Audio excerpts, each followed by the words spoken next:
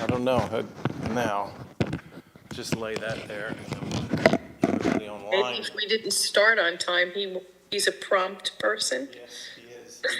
Okay. Right, so now I'm gonna try to show you the Easter banner. Not gonna work very well because it's too far We're away. gonna have to watch worship, Debbie. Yeah, I guess. Yeah. It's way up front and underneath. In the window where the black was. You see the cross? Look under the cross. Under the cross, yeah. Yeah. Yeah, oh, that is pretty. That's much better.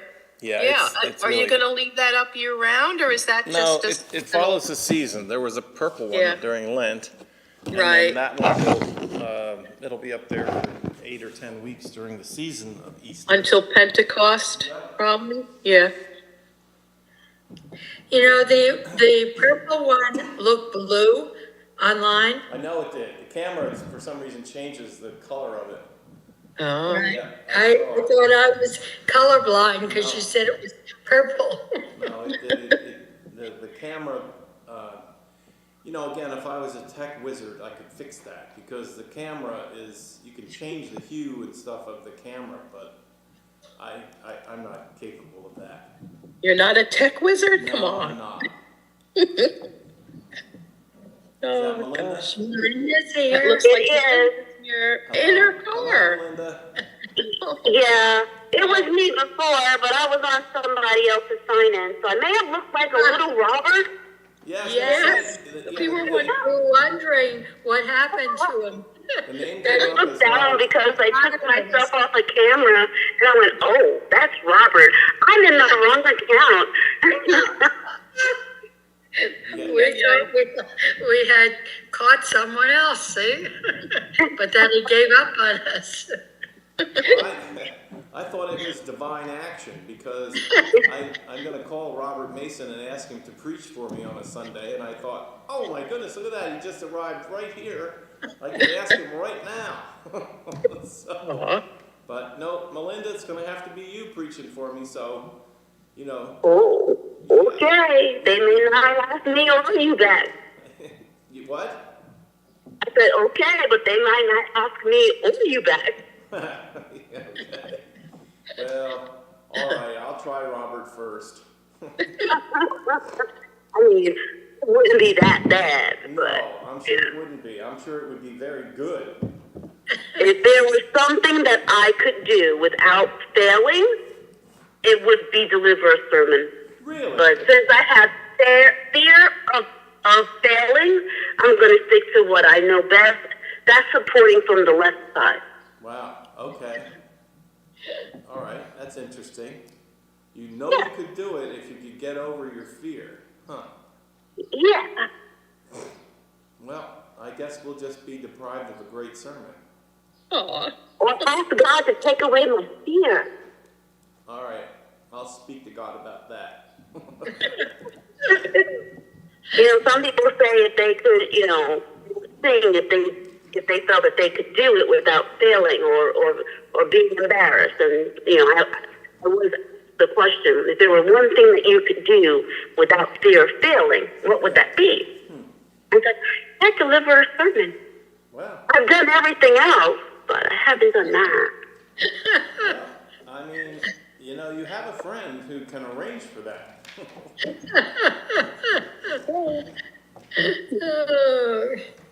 Well, we'd have to go with the counseling first. Yeah. All right, so why don't we try to get started here. I have us reading Psalm 82.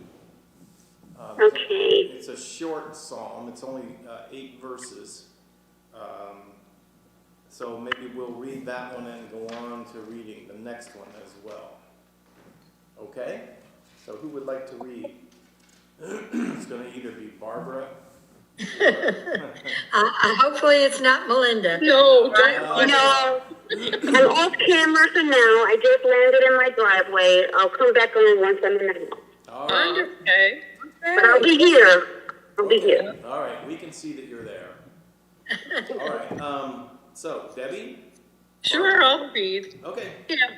especially since you said it's really short. That's right, it is really short. It's only 8 verses.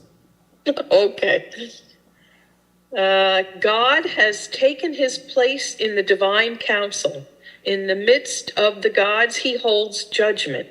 How long will you judge unjustly and show partiality to the wicked? Give justice to the weak and the orphan. Maintain the right of the lowly and the destitute. Rescue the weak and the needy. Deliver them from the hand of the wicked.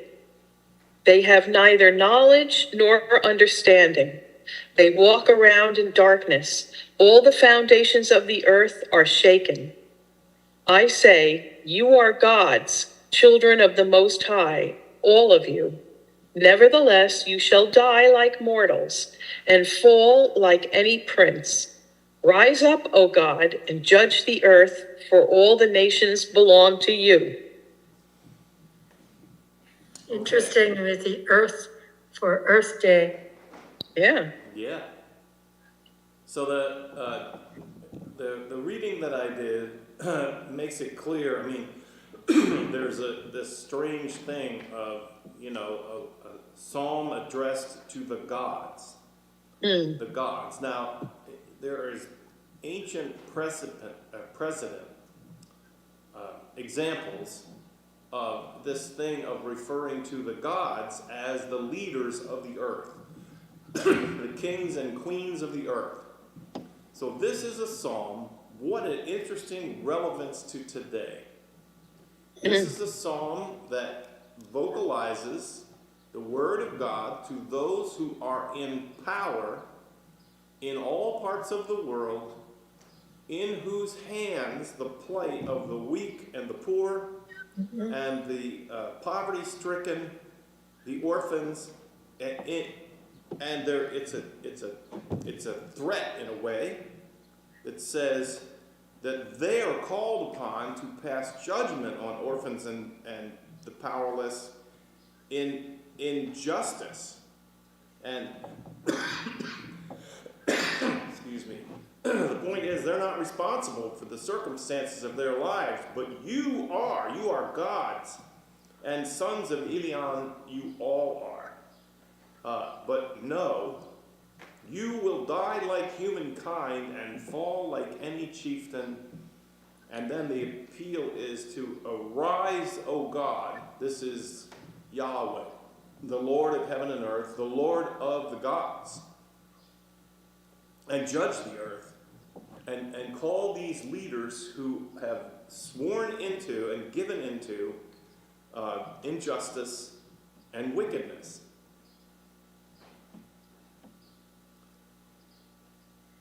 I'm gonna write this up and put it in an envelope and send it to the White House. And they won't have a clue who you're referring to. Yeah. Well, when I call tomorrow, should I read it? Yeah. Why not? Just tell them when you start out, I'd like to read to you a passage right from the Bible that warns leaders of the earth who throw the needs of the poor and the immigrants aside. Watch out. Because while the very foundation of the earth is being shaken because of the misbehavior of these leaders. And I think to myself, well, I know what that's like. I have never read the Bible and read such relevance to what's going on. And you don't have to pretend. I mean, sometimes, to make it fit, you got to stretch it, you got to pull it, you got to make it say something it isn't saying. It's as plain as the nose on my face. This is what they're saying. The times are coming to the point where the earth is shaking because the people who are in power have turned their mind and their heart away from the needs of the powerless, of the poor, of the widows, and it's wickedness. It calls it wickedness. Yeah, it's been quite interesting to read and hear all the stories about Pope Francis. Yeah. And today on NPR this morning, they were saying, which I was not aware of, that there is a Catholic church in Gaza, and he was calling them every day. Yeah. Exactly. Every day, and he called the day he died. He was very connected to them. Mm-hmm. Yeah. Yeah. That's amazing that he called, right, Barbara? They said he called the day he died. Right. It shows where his heart was. And it's just too bad that more leaders, more gods on earth didn't listen to him. You know. Oh. Well, and Marjorie Taylor Greene, upon the Pope's death, said Yeah. that God was eradicating the evil ones from the earth. Right. What? Yeah. She said that? She said that. Yeah. She should. Yeah. Yep. Well, shame on her. Oh, Trump said he's looking forward to the funeral. Yeah. Did he say that? Yeah. What an idiot. Yeah. He's an idiot. I mean, really. John Ossoff is running against Marjorie Taylor Greene. I think he's a shoo-in. I don't care how far south they are. I really think that people have had enough of that woman. Good Lord. I'm hoping so anyway. How dare she? Yeah. Really? Well, you know, by saying that kind of thing, she stands in the tradition of fundamentalist Christianity. I mean, even Luther, you know, he wrote the song, "A Mighty Fortress Is Our God." He hated the Pope. The Pope was the devil's representative on the earth. I mean, so the war from Protestants and Catholics is not new in history, and so, of course, Marjorie Taylor Greene, I'm sure, hasn't read a history book ever to know that she stands in line with the great, awful history of the war between Protestants and Catholics. Mm-hmm. But, you know, is she a Protestant? I don't know. Does she go to church? Does she pay attention to anybody about anything? I doubt it. Oh, she comes from a cave. I've been to several classes, and I think I've mentioned before, there's a man from Ireland who's been teaching, and he's an economist who lived in different places, but he talks about the history of the Irish church, and especially when I'm thinking of today being Earth Day, that the Irish church was not connected to Rome. Right. It was connected to the Coptic church in Egypt, and it was much more nature related. Yes. And not empire related. They were never part of Constantine. They were never really part of the whole Roman church, which I never realized. And, you know, there were certainly Christian monks there before St. Patrick, and the monks from Ireland went over to Europe and that's where the book, How the Irish Saved Civilization. That's what I was going to say. That's what the story of that book, How They Saved Civilization, is. They took that version of Christianity that came from the Coptics, and they carried it into Europe, where the Dark Ages had wiped out all education and all learning and everything. So, yeah, we have a lot to be thankful for with the Irish Christians who kept the best of the Coptic traditions in Christian faith. And they opened, I don't know how many monasteries, and there are so many towns. St. Moritz, for example, in Switzerland, is named after St. Maurice, who was an Irish monk. You know, it's just unbelievable how, you know, I never heard. I went to Catholic schools taught by nuns who were, basically Irish American, and priests that were Irish American, and I had never heard this story before at all. And it's just amazing how, and that's why I guess what they said now with Pope Francis, he has chosen over 100 of the cardinals. I think there's 138 cardinals, and he has chosen over 108 of them. But that doesn't necessarily mean that they are of his persuasion, but he has chosen people from many small countries that have not that much Catholicism. Right. You know, the European cardinals that used to be, all the Italian cardinals used to be in the powerful place, but it'll be interesting to see this. Has anyone seen the movie Conclave? Oh, No. yeah. That's what they're doing now, right? Yeah, that's 10 days, I think. Yeah, so I have to see the movie before it happens, but Oh, yeah. It'd be interesting to see. Oh, what yeah. happens, you know, That's but going on right now, yeah. what a loss. Well, the lesson I learned from Conclave is the leaders of the church aren't chosen by God. They're chosen by people. No. You spoiled the story for me. Now I know the end. Right. You have so much to see in that movie, but yeah, Yeah, it was. so much to see. I had to get a tissue, blow my nose, so. How is everybody? Good. How are you? Okay, yeah. Barbara, you don't sound like you have a cold anymore. I'm still stuffy, and I went over to blow my nose away from the street. The cough is better, but I haven't been in the pool in 2 weeks, so you know I'm not feeling that great. Oh, you have a cough? It was a cough and the stuffiness. And I went to urgent care, and they tested, they said it's not COVID, it's not RSV, but it's something that everyone's getting these days. Oh, it's not avian flu? I got my flu vaccine, so, but it's just, I know, it's just stuffiness. So I just don't want I want to get on the airplane on May 1st and not go in the hospital before then. Are you at Cedar Crest, Barbara? I'm not now. Right now I'm in Florida, but I'm going back, yeah. But when you live when you're here at Cedar Crest? Yes. Have you been living there long? 4 years. And you like it? I love it. Everybody does, yeah. You know, it's good peace of mind because I know everything is taken care of.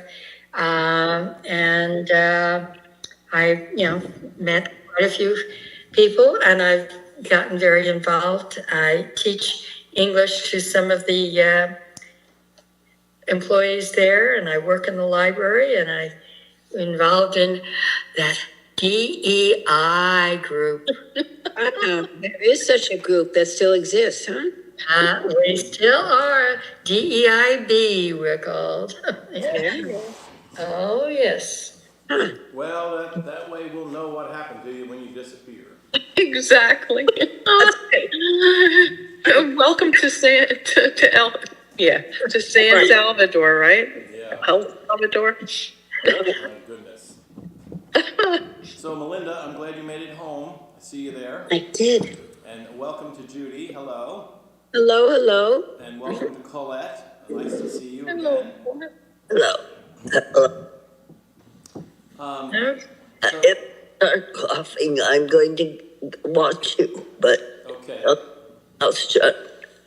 Well, You sound been like, here, done that. you sound That's like right. I sounded last week. I had that very same thing last week. Yeah. I'm finally over it, but man, it was a rough go. So, we read the 8 verses of chapter 82 and felt that it had been penned long ago, that it was penned as words directly to those who are in charge of the governments of the world today. And human beings do rise to the place where they can be and have the power of gods. And that's part of what has always been true in politics, emperors and Romans, and now we've learned also presidents of the United States, and rise to a point where they can exercise a godlike power and literally affect the quality of life of the whole population of the world. Now, the psalmist says, yeah, you're gods, but you will die like humankind. And you will that will be because Yahweh will judge what you do, and then the grounds of judgment are laid out right there in the beginning.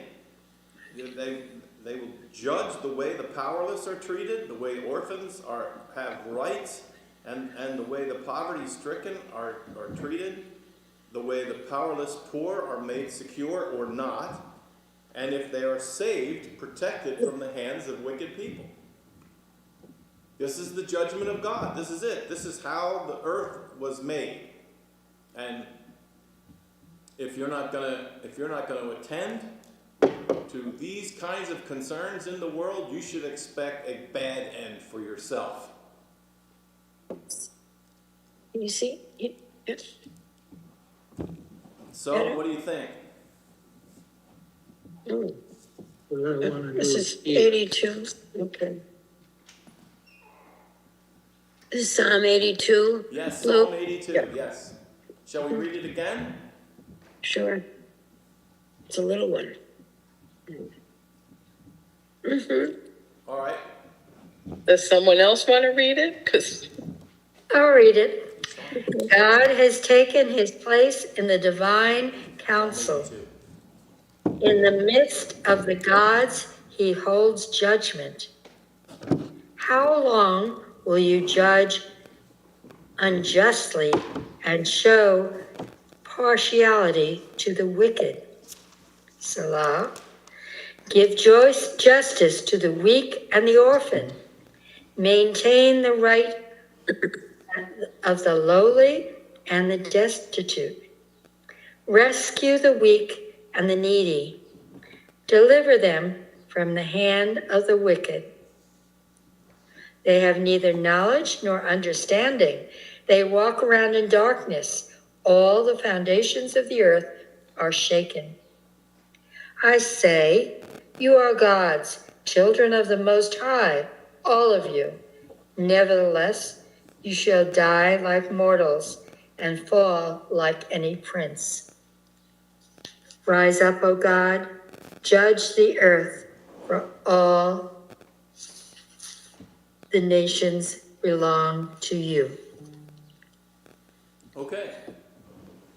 So, again, I say, for those who aren't maybe familiar with one of the recurring themes of what we so affectionately refer to as the Old Testament, you can lose sight of the fact that over and over and over again in the Psalms and throughout Jeremiah and Isaiah, there is this overwhelming caution that says the poor and the needy and the outcast may look like they are defenseless, but they are favored by God. And if you move against them, and in this verse I'm paraphrasing, no matter how powerful you are on this earth, you will fall like a rock off the mountain if you do not attend to the things that God cares about. So, here we are. You will die like all humankind and fall like any chieftain. And those words are addressed to the human beings who rise up in human community with godlike powers to affect the events of the earth, or of the part of the earth that they rule over.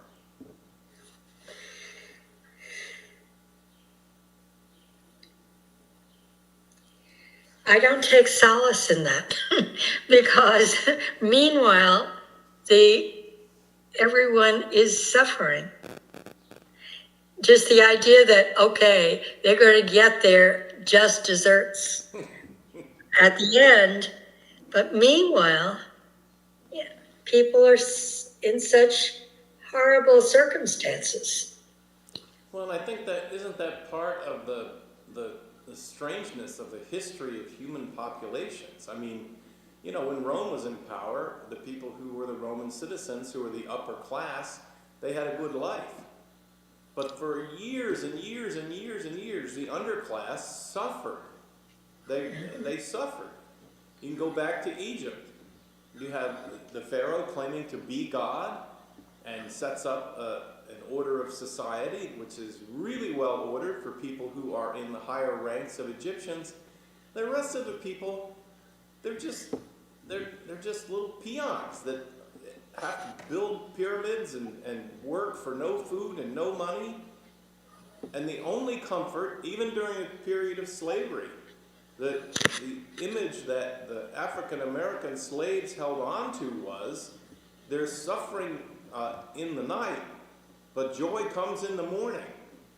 And there was always the prediction that those that were treating people badly, taking advantage of weakness and taking advantage of powerlessness, those people would eventually stand before God and have to have their just deserts.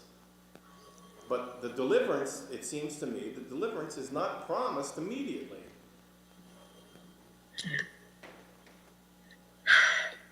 That's what's frustrating. Yeah, I know. That's the frustrating part. Verse 5 is really, it's ominous, but when is it going to happen? Or is it happening? The foundations of the earth are shaken.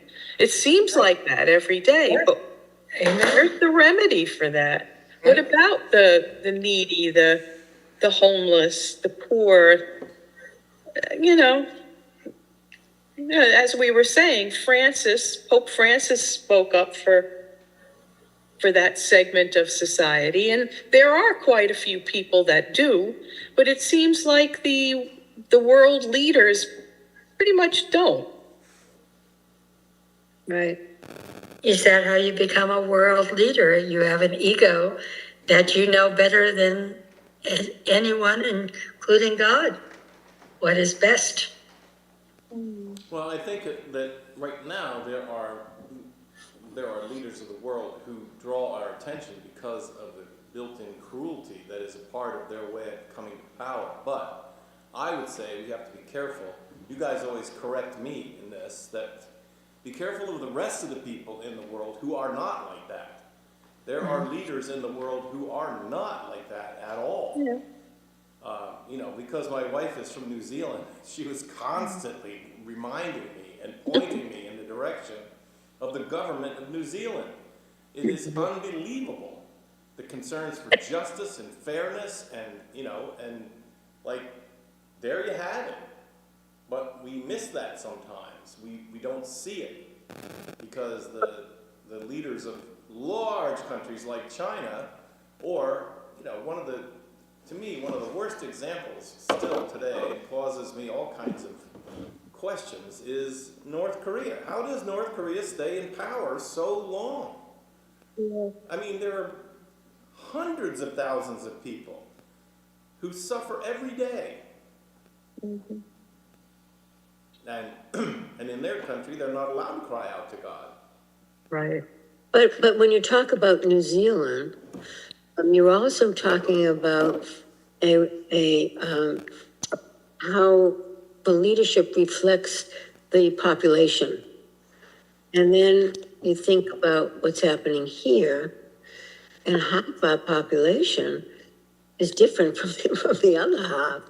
So where is God in between both halves,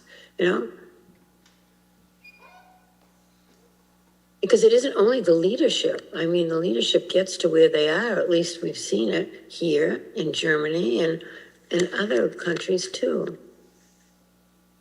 Free elections, right? The problem in the U.S. is with that the it's only the problem in the U.S. it's only 25% of people. Of what? Only half the people vote, and only half of those people voted for. Right. Right? Yeah. So it's only really 25% of the people ever control, because no one votes. I mean, half the country doesn't come out and vote, so they don't exercise their rights to vote. So you have a very small minority that leads, whether it's Democrat or Republican. Yeah, and in any one particular four-year cycle, it's only about 25% of the country that's the ones that are making the decisions. right. and in a cycle where you get people who get really caught up in resentment and people who believe they've been deprived, and they move into control in a way that they seek revenge. It's very easy in our society for the fringes to lead because no one else is willing to step up and voice their opinion. So historically, the country's mostly been a few degrees left or right or center. Now the far polar right and polar left lead, and everyone else in the middle just goes along. So it's And we're in then- an unfortunate cycle. Yeah, and the fringes have moved into the mainstream now. Well, I Here. think the fringes have moved to mainstream because of the vacuum. There's nobody in the mainstream is the fringe now, right? So like the fringe is actually the center, and everybody's afraid to come out. I mean, the days of being able to talk civilly with someone who's of a different party affiliation are long gone. Forget it. Like Justice Scalia and Justice Ginsburg were the two most polar opposite people on the Supreme Court, and had Right. and had lunch and played tennis and socialized as if they were best friends. Yeah. Those To the, yeah, right. days are long gone that you can have ideological differences, but you know the old days of what reasonable people can reasonably disagree. Those days are long gone. Until the center, the reasonable minds come back to the front and dispel the margins, the outskirts, the people that have grabbed the pulpit and aren't giving it back. Regardless of party, because you have it on both sides. It doesn't, you know. But they take us along for a ride, and we're going for a ride right now. But Who is this psalm aimed at? When I read this, who are they talking to? they're talking to the lead- God, they're talking to the leader. gods. Yeah, they're leader. talking to the lot, the They're talking gods. to the leader who has been partial to the wicked, and they're begging for mercy, right? Yeah. Yeah, okay. That's Yeah. how I read it. They refer to them as gods. You are gods. But you're like the rest of us, you're all gonna die because you're mortal anyway. Yeah. But you should not, you should be taking care of the weak and the, Yeah. Okay, that's how I read it. And so and the gods is a small g. that- Well, there's uppercase G and lowercase G in here. Yeah, well, the uppercase G is at the end. Arise, O God, Yeah. that's Yahweh. The name in Hebrew there is Yahweh. Arise, O Yahweh, which is the Lord of heaven and earth, the God of gods. Judge the I mean, earth. the G in the first God is capitalized, but that's the start of the sentence. So I Right. don't know if that's supposed to be God or Right, just. that is Yahweh is standing in the divine assembly.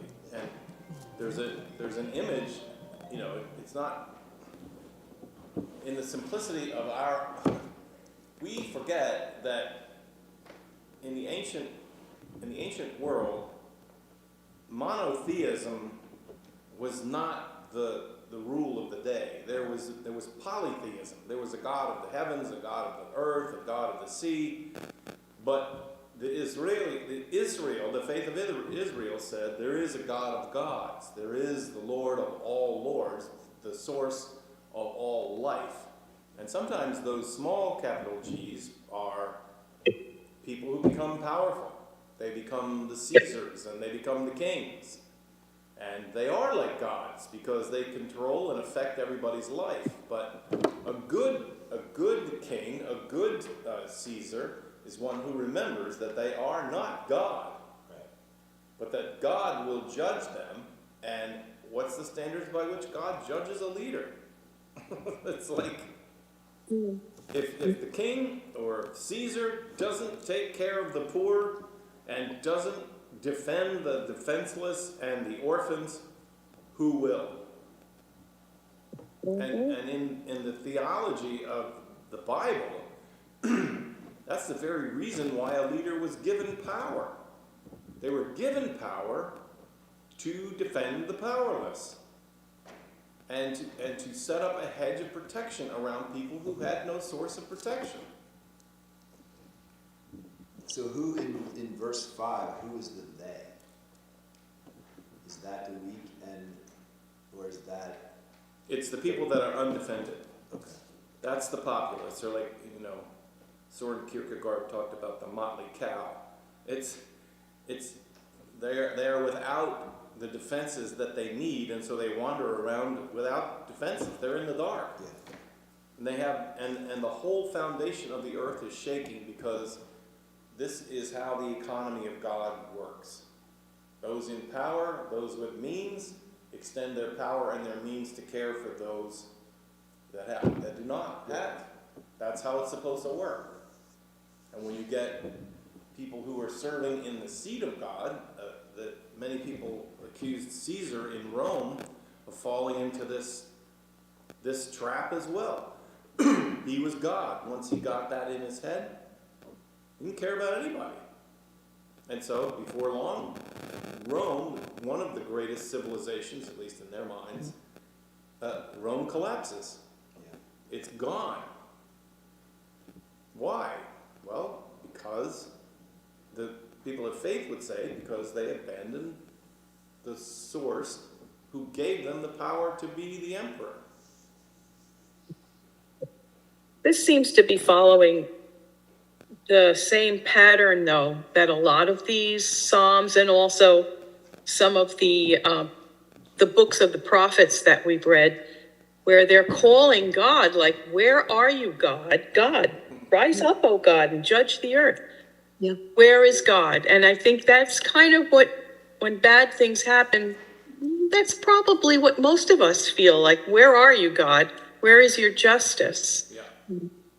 This commentary says pastors and worship leaders who tackle Psalm 82 will be blessed by one of the most theologically profound texts in the Psalter and perhaps in the whole Bible.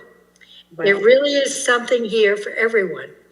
Questions about the origin of Israel's religion, connections to the prophetic witness for justice, affirmation of God's involvement in human history, and links to the theology of the New Testament. It's all in there. But the end still has that thing.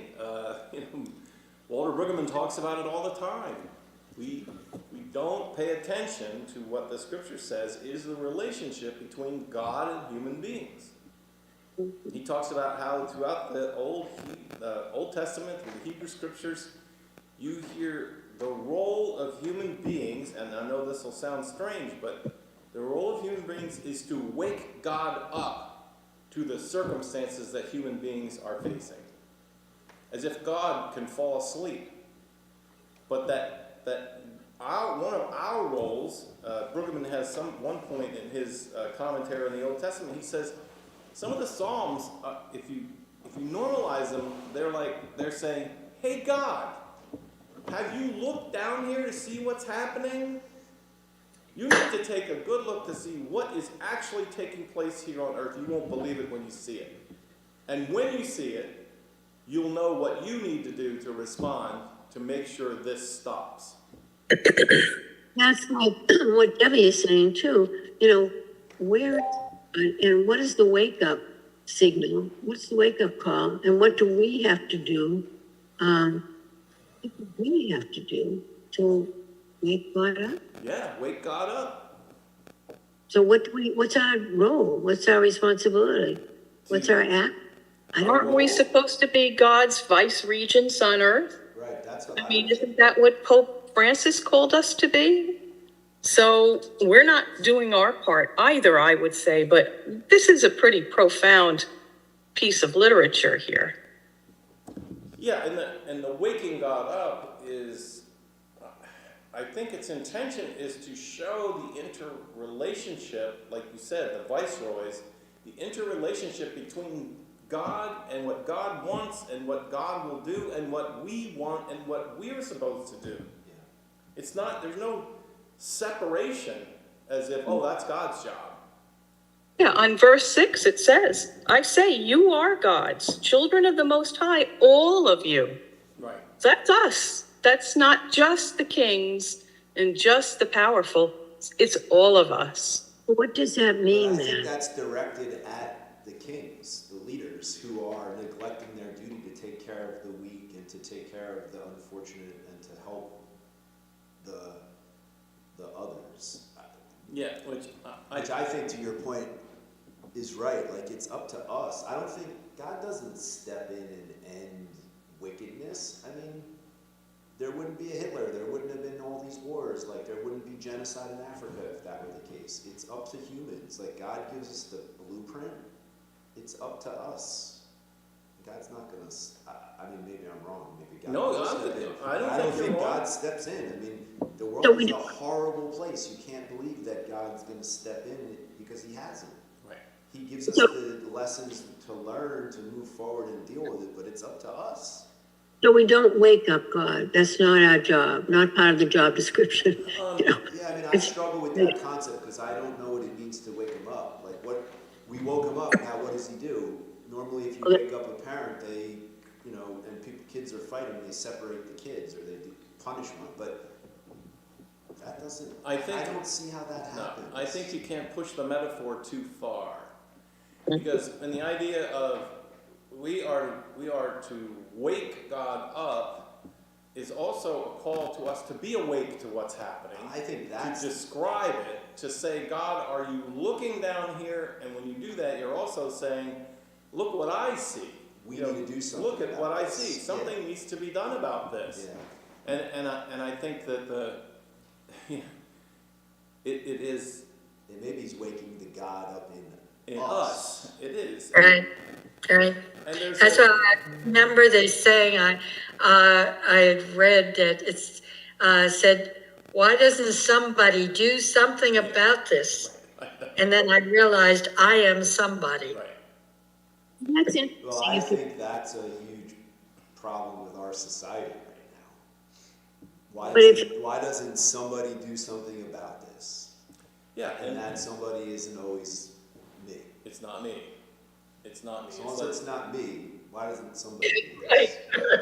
Somebody else, not me. Because my Not life's too comfortable, I don't wanna get into a fight, I don't wanna create Amen, problems. amen. I don't wanna Yes. have people attacking me, I wanna live my quiet life and enjoy life as best I can in the limited times that I can. And I don't want the trouble, that's a very easy thing. That goes back to the I'm walking around dark. Yeah, I'm not paying attention, most people are not paying attention to what's happening around them. right, until it affects them personally, and then they cry out to God and they want God to do something about it. Right,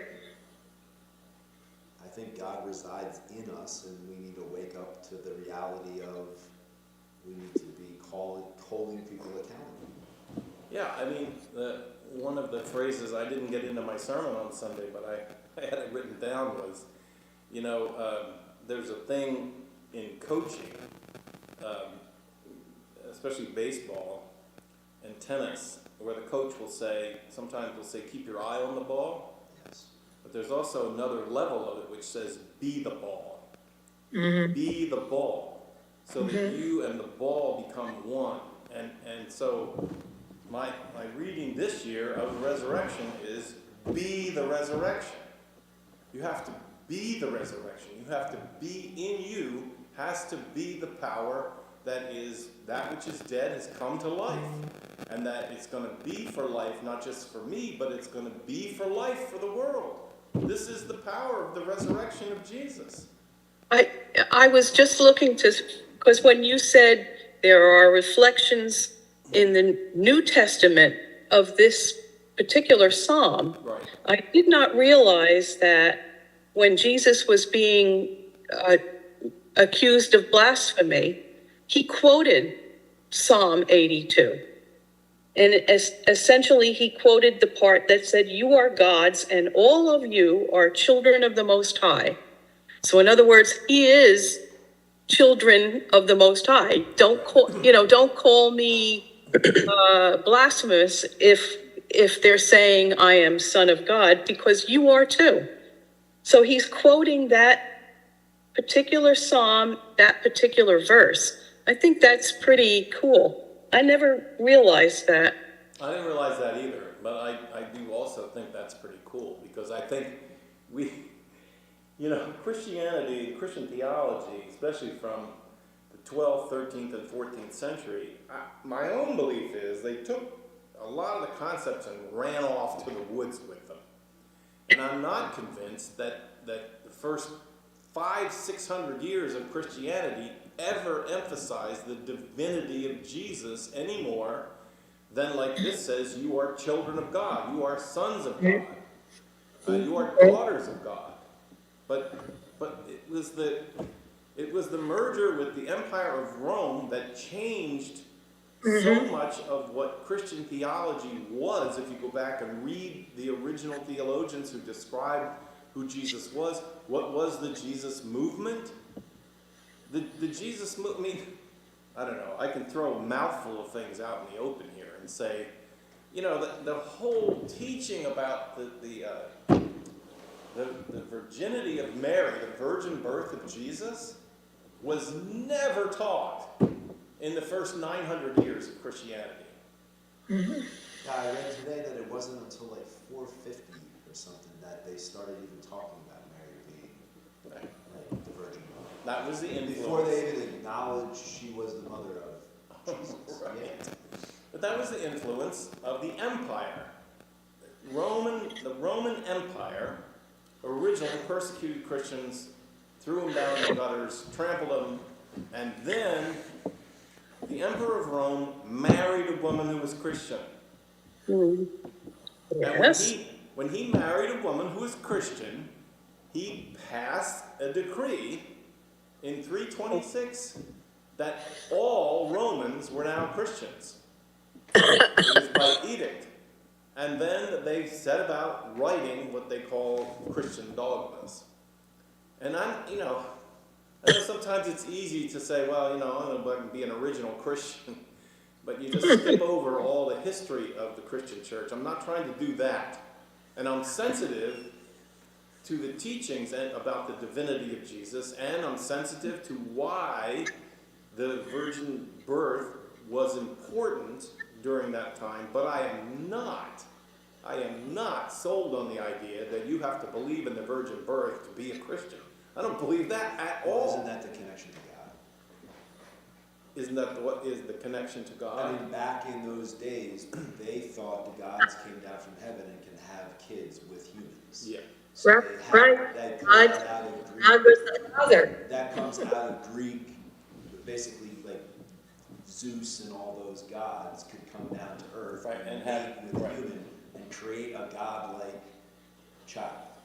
And if you're a logical person and you follow theology, so Mary had to be a virgin, they said, men said, Mary had to be a virgin because she had to introduce sinlessness into the world. So Jesus had to be sinless. He had to be sinless in order to be the salvation of humankind. Well, the only way he could be sinless was if Mary hadn't participated in sex, which they thought was a sin. Because she wasn't married. Right. But here's the problem. So, what about Mary's mother? And Mary's mother had to be sinless So then too, they so went- it keeps going back and back. They went one- And there's also the problem of Jesus's brothers, and Yes. what about them? How did they come about? But I don't think the Marian cults weren't that big in the early church. But let me, Sean's saying, he was responding to what I said about sex being a sin.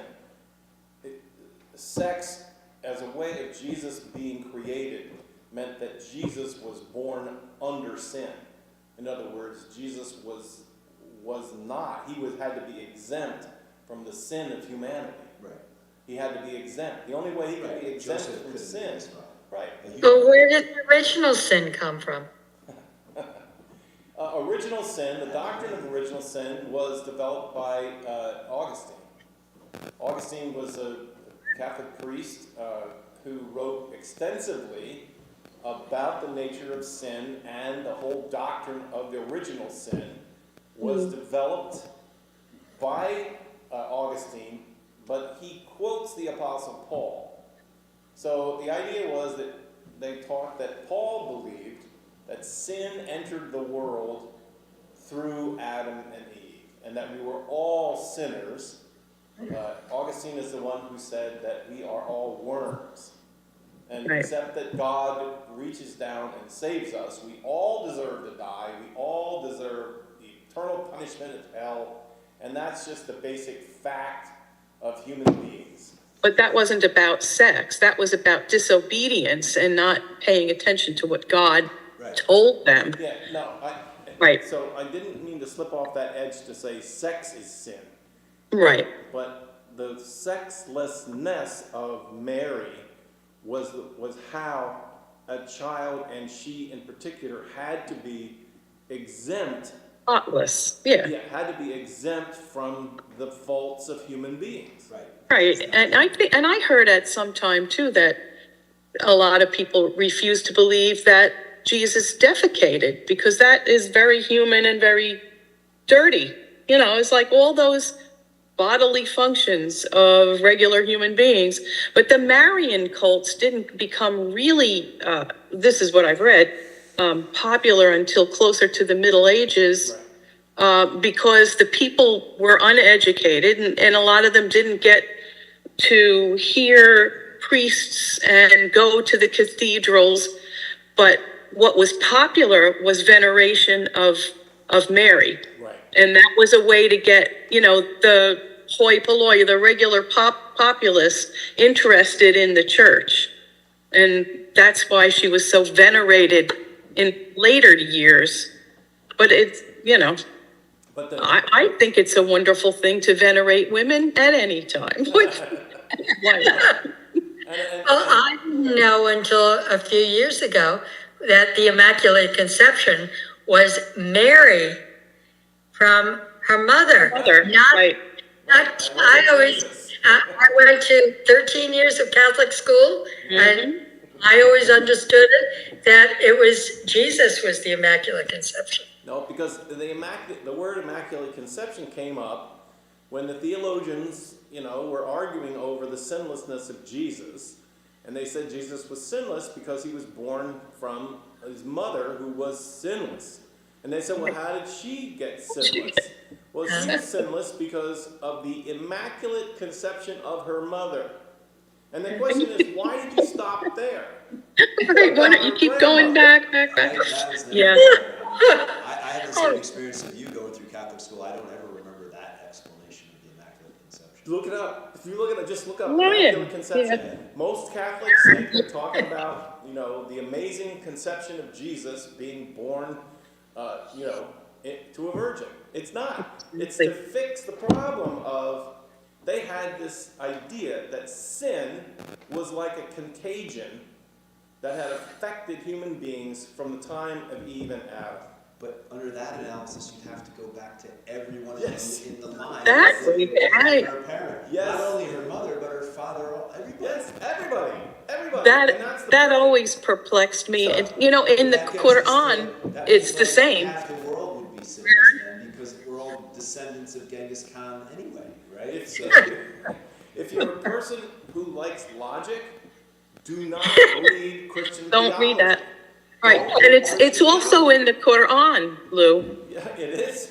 Oh yes, as being a Muslim requires you to believe in the Immaculate Conception, that Jesus was conceived But that's not of a virgin, not the exact same theology, but that Jesus was born from a virgin. So But that's not the Immaculate Conception. No. Yeah, right. The Immaculate Conception is her mother. The mother was exactly. Mary's So it's a mother. little different, but there's also that, understanding that Jesus came from a virgin.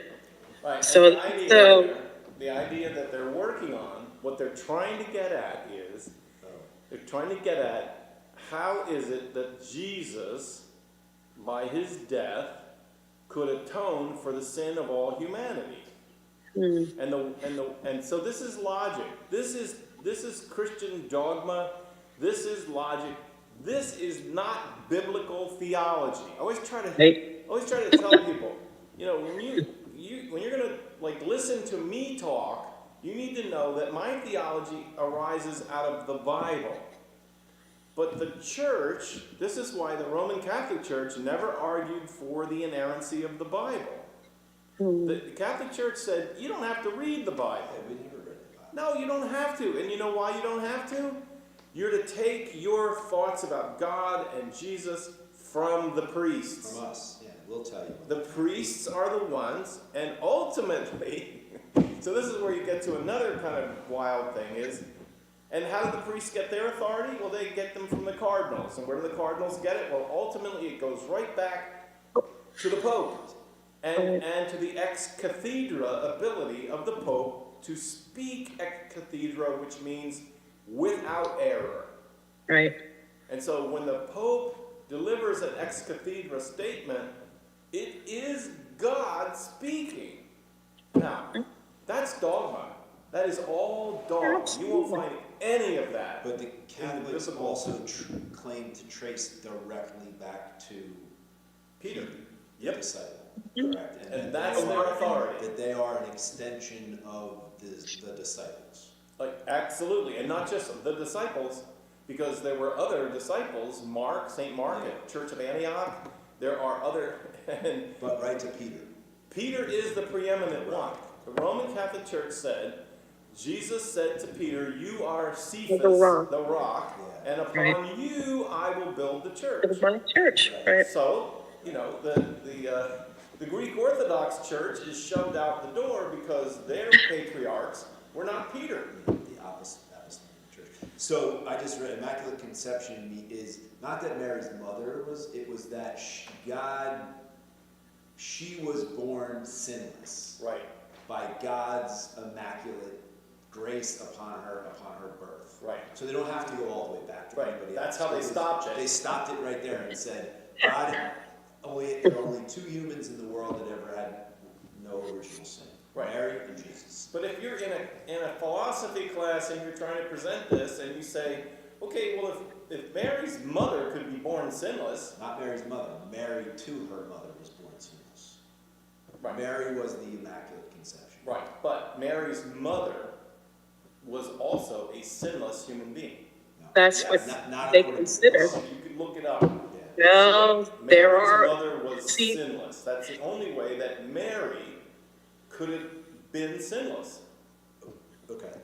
So- This says that God created Mary as sinless. Okay. So.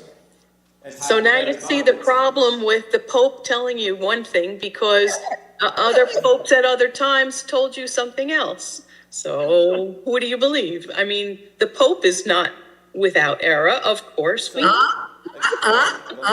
From what you say there, I was going to point to is Never having been Catholic, I was, UK, the Scots and the Irish, my background, we did not like the Catholics.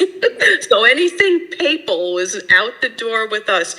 But I am a fan of this past Pope Francis. My grandmother would be twirling in her grave.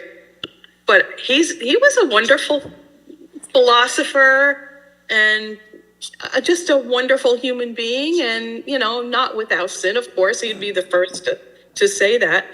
But as far as popes go, there's some pretty stinkers if you look along the line. They're certainly not getting their knowledge directly from God, in my estimation. But Francis, I think, was a humble, more Christ-like than a lot of the other popes.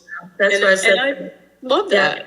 Yeah. there's a To Lou, that John the 23rd was, after he died, was when I left the church. And he was similar to Francis. He was the person who brought the vernacular. He, stopped the Latin Mass. He opened the church to a lot of things. But it happens. But, Mary also was venerated in the sense that I was always pretty much taught that you were too small or humble or whatever to go directly to God, to pray to God. So you pray to saints, or you pray to Mary to be the intercession to God or to Jesus. And the Protestants made a whole movement out of the idea that, oh, no, you don't go to You didn't Mary. interest. You Yeah. don't need any other advocate besides Jesus. The Protestants became the Jesus movement. You don't need Mary. So they got rid of Mary. They threw Mary yeah, I out. was They got- surprised when I came to church. Yeah. Because as a Roman Catholic, Mary's Yeah. right on the altar, has her own Yeah. altar and everything. And in a lot of statuaries, Mary is large, adult, and Jesus is just a baby in her arm. But Right. the Protestants threw that idea out. They hated that because they said, you no. So even the thing of God made Mary sinless so that she could give birth to Jesus, the next question is, why didn't God just make Jesus sinless? Exactly. Like, That what would is make that more about? sense. What? What are you But there talking still about? are, the rosary societies are all Marianite. They're all praying to Mary with your rosary. Oh, you know- Mary, Mother of God, right? You know- Barbara, you would know that. So Oh, my feeling is I love the fact that in the evolving ideas about God, that Mary takes such a prominent role. And the reason I like that is because, my trip down to Costa Rica, I was blown away, absolutely blown away by the fact that in those churches, in those Roman churches there, the reality was they felt that God and even Jesus as a male was inaccessible. Right. And they didn't identify with Jesus. Right. Because Jesus was a man, and most of the people in those churches in Costa Rica are all women. Women, right? It Women leaves are out looking for half their savior. society. Where's our savior? But if you Right. think about like culture, who better to intervene on your behalf than the mother Than of your the mother. person you're trying to have Absolutely. intervene, right? Like the mother, my mother would always be able to calm me down or get me focused in the right direction And who could with all sorts of different incentives. Who can deal with the father? The mother, right? Who can forgive you? Who forgives you even when you can't be forgiven? There's the Henry Gibson poem that used to be on Laugh-In. Who put me on me little pot and made me pee when I could not? Me mother. I mean, if you really listen to the Hail Mary, it's all an intervention with God on your behalf. It is. And so one of the reasons that the Roman Catholic Church was so accessible as a church, that the buildings were built were inaccessible, the priests were inaccessible, they were intimidating, but you could always count on Mary being your friend. And the Protestant Christians... And nuns. Yeah, nuns. But the Protestant Christians come along and they accuse the Roman Catholics of idolatry. I mean, I was taught when I was a kid that those houses that you went by that had Mary on the half shell out in the front of the lawn, that was the idolatry that the whole entire Old Testament harangued about. That is a different religion. We were told No idols. Roman Catholics were a different religion because they worshipped idols. That was, and in the town of Lambertville, it was weird. Lambertville had all the Catholics lived in the center of the town, and all the Protestants lived on the outskirts of the town. And the public school, you had to walk up to the north end of town. I did anyway. But we were not allowed to walk on what was called the Catholic shortcut. There was an alley that went down the middle that all the Catholic kids used to walk to the Catholic school. We were not allowed to walk on that. We had to walk the long way around to go past the Catholic shortcut and get up to the Protestant or to the public school, which was where all the Protestants went. But it was, it's a. I know, you can't believe it. In my lifetime, this theology, this dogma, and I'm not blaming the Roman Catholics, the Protestants were just as bad. I mean, the Protestants, what they developed as their theology, and here's the weird part. You have all these Christians running around today saying, well, it's the Bible. You read the Bible. And that's why you'll hear me say, okay, come read the Bible. Read what the Bible actually says. If you think the Bible is the Word of God, then what are you going to do about all the parts of the ideas that you have about what God says or whatever? Like, my favorite one is to say, there is no doctrine of eternal hell and damnation in the Bible. It's not there.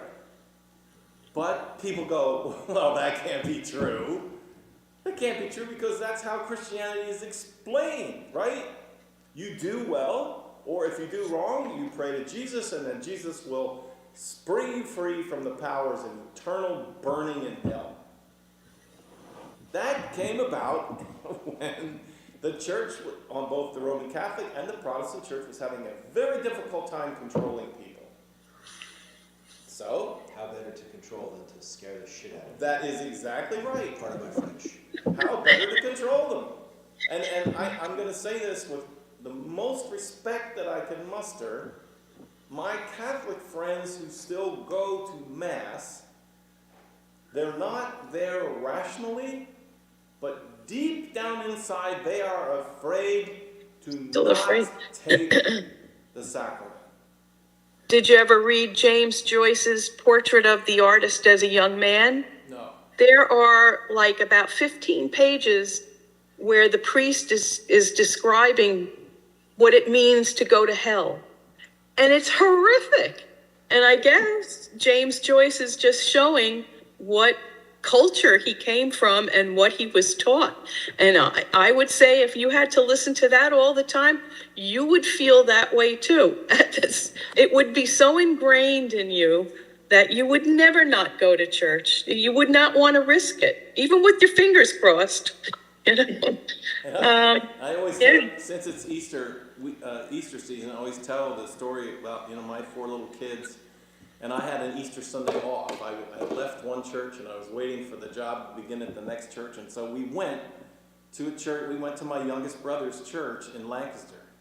And it's a big church, lots of young people. But in that church, it's actually, I mock the name so I can't get it right, but it's the First Baptist Church of the Right Fundamentalist Church. That's the name of the church. And the pastor got up in the pulpit on that Easter Sunday, house packed, and he said, I'm going to tell you something that no other pastors have the courage to tell you. And I'm going to tell it to you because I'm trying to save your life. And he said, there are a lot of people out there today who do not believe in the physical resurrection of Jesus from the dead. And he talked about what that meant. I'm talking, he was dead, and he was alive again, and he was walking around, he was physically raised from the dead. And he said, now, if you don't believe that, you are going to hell. Now, he didn't stop there.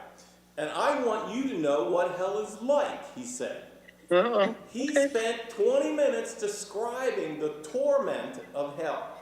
You must have read James Joyce. And how there were people in his family who did not, in their lifetime, did not believe in the physical resurrection of Jesus from the dead. And he sometimes thought he could hear them screaming from the torment in hell that they were. Now, I got 4 little kids, right? And they're sitting in the pew, they're watching this guy up there.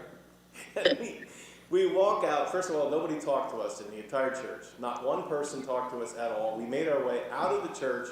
We get into my minivan, and my daughter Megan says to me, Dad, that seems like pretty important information. You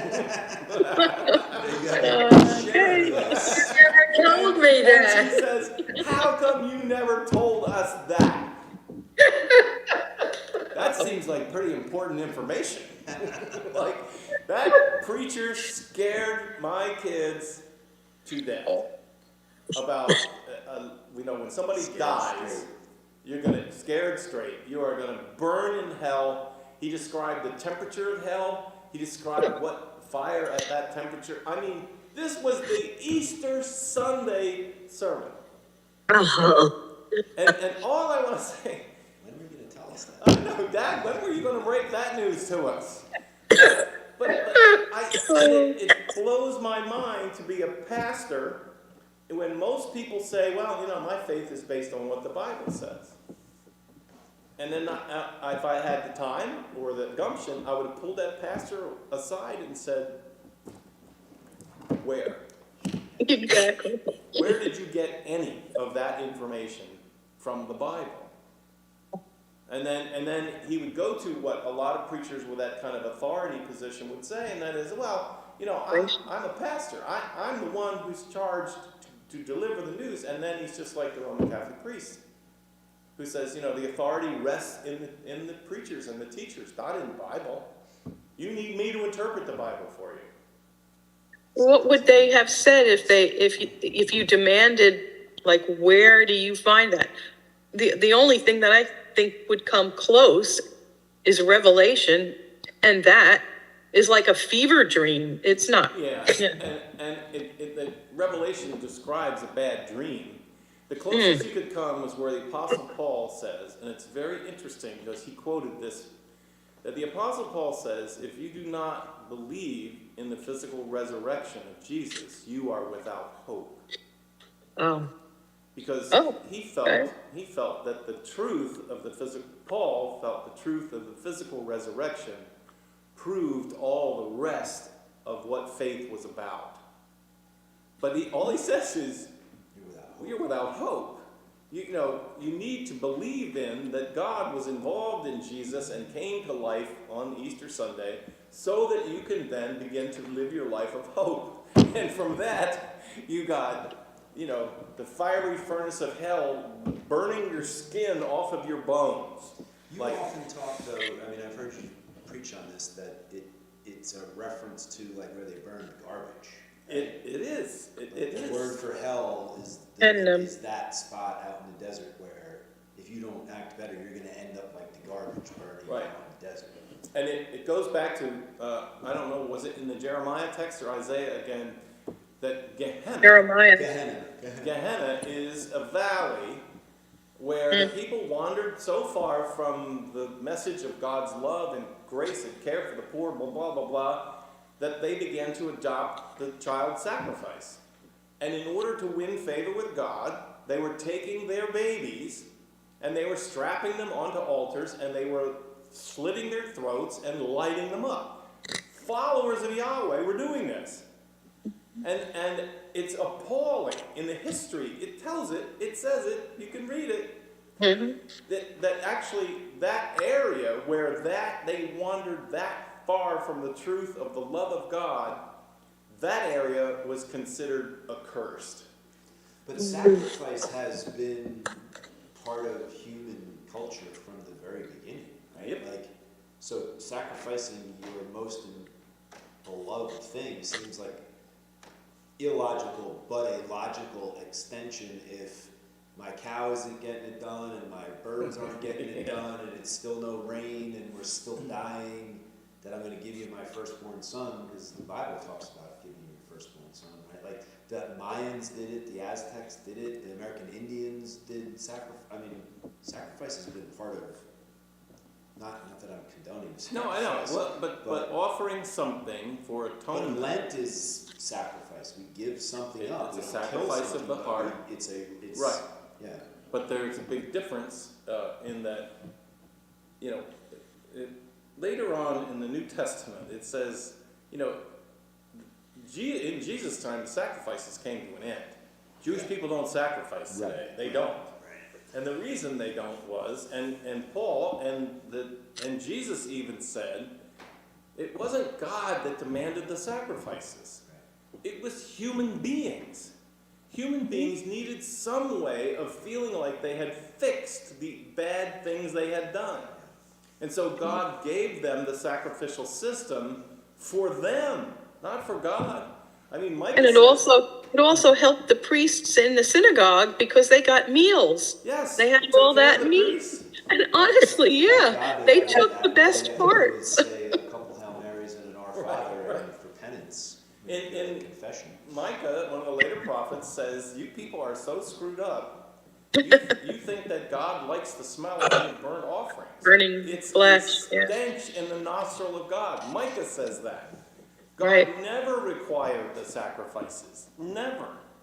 And so you had a whole bunch also New Testament theologians who come along and they see Jesus being sacrificed. And the idea, God gave his son. No, human beings took Jesus. They took Jesus. They sacrificed Jesus. And theologians that I follow today say, Jesus' death was supposed to be the last one we ever needed to sacrifice. Enough already. Stop it. Stop sacrificing and causing bloodbaths in order to try to get what you think will fix the world. But that's a whole nother thing. Yeah. But in my world, it replaces this crazy dogma, these theologies that were invented by people, and they're not reflected in the Bible. They're not. The early Abraham and the early fathers, Abraham, Isaac, and Jacob, they didn't have the sacrificial system. They didn't have any of that. They walked with God. That was the call to Abram and Sarah. God said, I will walk with you. You walk with me. And together we will build a land of peace and harmony where we will bless the families of the earth. That's the foundation.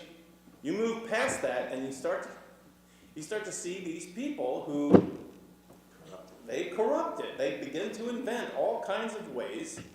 You know, in the story of Abraham's sacrifice of Isaac, I was taught in Sunday school that was to show how faithful Abraham was. I don't believe that for a minute. Abraham drug his son up the mountain, tied him onto the rocks, put sticks underneath him, and was about ready to kill him. And there's a voice from heaven that says, no, no. And then there's a rustle in the weeds, and there's a ram over there, and it's not God's lust for blood, it's humans' lust for blood. But that all leads to the valley of Gehenna, where they went so far afield, they killed their own children, and the abomination of God is on that land. And so what Jesus says, so they began to use that valley of Gehenna as the place where executed criminals, people that were hung, people at capital punishment, they would take their bodies and throw them in the valley of Gehenna. Because in Hebrew theology, if you're a criminal, you don't want your DNA and your stuff put back into the great circle of life, as Kunta Kinte says. Your DNA is not to be continued in human experience. You're thrown on the surface of the ground, and the dogs and the buzzards come along, and your elements don't get to return to the soil.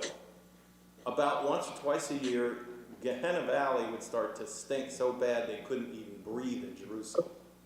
And they would go out and they would put bitumen and pitch and tar all throughout the valley, and they would light it on fire. Right. And the relatives of That's where the concept of burning in hell. Yeah. In Arabic, the word for hell is Jahannam. It's almost the same.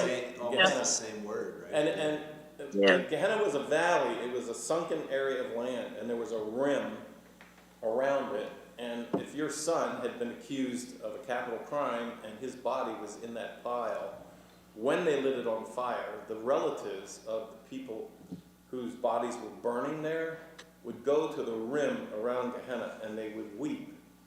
And there would be weeping and gnashing of teeth. So when Jesus refers to it, this makes me laugh.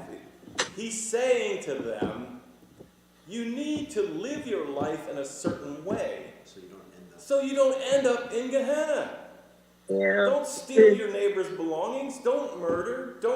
Because we have a very good example right here on earth. But the theologians that came along, there wasn't enough control for people with that.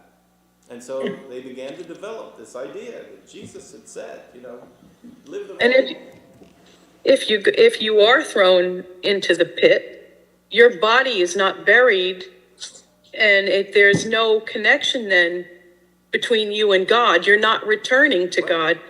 And the Orthodox Jews still, if there's a car accident or a bomb explodes, they come out and they pick up each little piece of the person's body, because the idea is you must be buried as much as they can possibly make intact, because you are going back to God. But if you were thrown in the pit, that connection is severed there. That must have been the worst thing that could possibly happen to you. Yeah, and if the vultures ate your body, what are the chances that you're going to... And again, I try to say to Christians, we have to be careful, because the Hebrews did not believe in a happy place called heaven. They didn't. What they believed was that when you die, you go to sleep. And the greatest joy in having 4 kids and living my life, I understand why. You know what the greatest reward in all of life is? A good night's sleep. No, that's true. And that's why you see on the gravestones, rest in peace. It was, the Hebrew concept was eternal rest. That you would enter in, and where would you rest? You rested in the company of those of your ancestors that had gone on before. So that in the eternal rest, there's a glad reunion of the people who had lived, but the elements of your body returned to earth. And the truth is, eternal life was in your children. You lived on in your children. That's why, Junior and the third and all the rest of that, you live on through your children. That's the big curse when some of these prophets say, God is cursing you and your line shall disappear from the earth. That's a horror to those early kings. And It yeah. was. And that's also why ultimately another very bad byproduct of this way of thinking was that women who were barren, women who did not have children, were perceived to be cursed of God because they were not able to create eternal life. They could not. And all of that, I mean, some of that still carries over into our culture today. If you're a woman and you don't have a child, man, there's something wrong with you. And sometimes there is, but sometimes it's not the woman. Sometimes it's the fault of the male in the pair. But all of that didn't mean anything. That's why, again, you go back to our stories at Christmas, that Hannah was a barren woman. The mother of John the Baptist had not been able to have any children until Mary comes along carrying Jesus. And then, the two boys, they jump together in the womb. But all of these things, all these mechanisms, I mean, that's why I read the Bible today. I actually love the wisdom of the Bible. I love it. But it's the best defense I can come up with as a pastor against what I call terrible dogma that is invented and is carried on by people in the church to control people in the church. It's not, I don't know. The Psalm says, if you don't take care of people, the church is not great at taking care of people. The church is great at abusing people. It's abusing their fears, it's abusing their misunderstandings, all the rest of it. The best thing you can do for a person is not offer the answers that the church offers. It is to provide comfort for people. Comforting people. And people ask, why did this happen to me? I don't know why it happened to you. It happened because things happen. But I'm going to stand with you. I'm going to be with you. And we'll endure this together. To me, that's Christianity. That's what it is. But man, you got to sift the flour really hard to get the finer points. I think to tie it all back to the comment when I came in, I think to edit your statement a little, I stand with you, somebody will stand with you. Somebody will. It won't be me, but Right. somebody will. Somebody will stand with We you. have to solve that problem. Right. If we solve that problem, a lot of the problems go away. Yeah. Most of the problems go away. Stand with each other. Stand by me. I was thinking of that song Well, too. stand by Stand by me. I was going to ask you a question, but it's Benny different. King. I save it for next week. But to food for thought, on the Mary comment, Yes. like Mary is got such a big place in Roman Catholic Church, but Mary Magdalene is the one you read most about I know. in the Bible. Right. And she doesn't get nearly the credit, whatever Right. her was, whoever she was. I mean, I read an article today because the Pope wants to be buried at a church that honors Mary. Mary. Of Mary Magdalene, Magdalene, yeah, not Mary, the mother of Jesus, but Mary Magdalene. Mary And there's Magdalene a was whole- the first preacher of the gospel. And Right. she's alleged to have been like a very wealthy woman, and she supported Jesus. Like, Yep. how did that happen in those days? How did a woman travel without an escort? Like, all of these questions. Like, who was this woman that basically supported Jesus his entire life and took care of him? And Yep. you know. Yep. There was a group of women. Mary was one of them, and then there was the three women that supported the Apostle Paul. And then Mary and Martha. There's a lot of Marys in the Bible. And That's a popular name. there was a whole posse of women. Oh, yeah. Who were the interpreters of the gospel. They were. Mm-hmm. Well, isn't there the Gospel of Mary? Yes. But I'm trying to think of the name. I don't There's a remember the whole name. bunch of.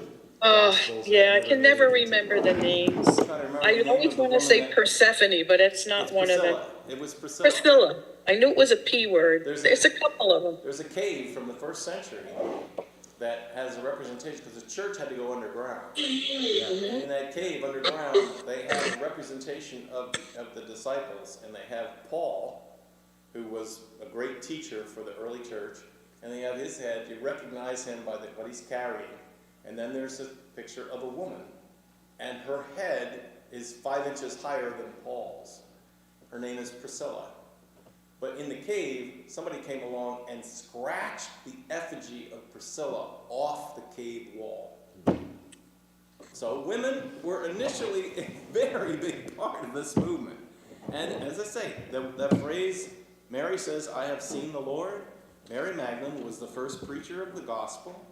She was the one that ultimately they said, "Well, we don't believe you." And then they went back and they found that what she said was true. And she became the preeminent preacher of that message of the gospel. But you all know that. Yeah, and didn't Paul consider her his co-worker? Yes, he did. When they were first going to Ephesus? And And then you yeah. go to the Presbyterian Women- church. When I was ordained in the Presbyterian church, women weren't allowed to preach. Yeah, right.